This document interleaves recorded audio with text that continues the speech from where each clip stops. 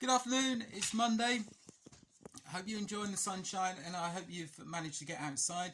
I've just been outside on the trampoline with Lola and Fred, and we're going to play football a little bit later on in his goal.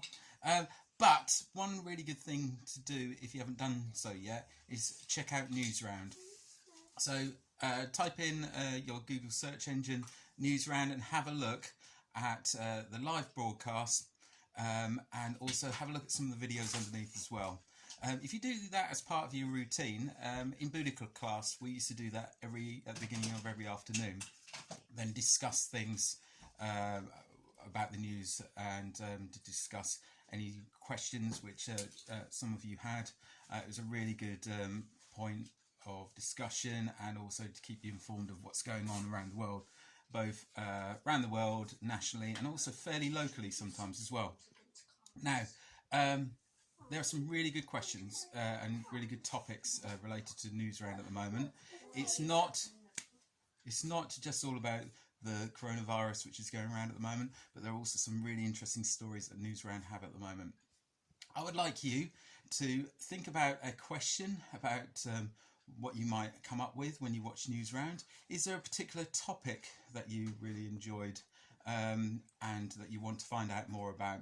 For example, there were some points on there about how you are learning at home, sharing your ideas for timetables. Have you got any really cool projects that you're doing at the moment?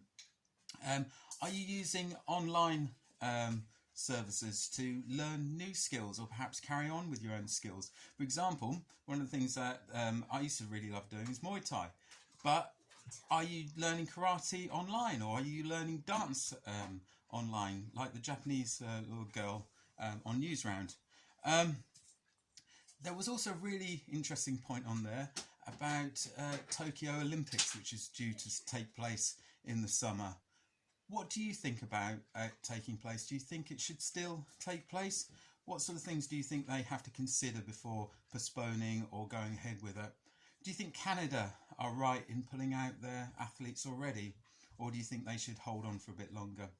Would you watch the Olympics even if there weren't any crowds in the stadium? There's also a bit on there about Joe Wicks. I've put a bit about that in a previous video.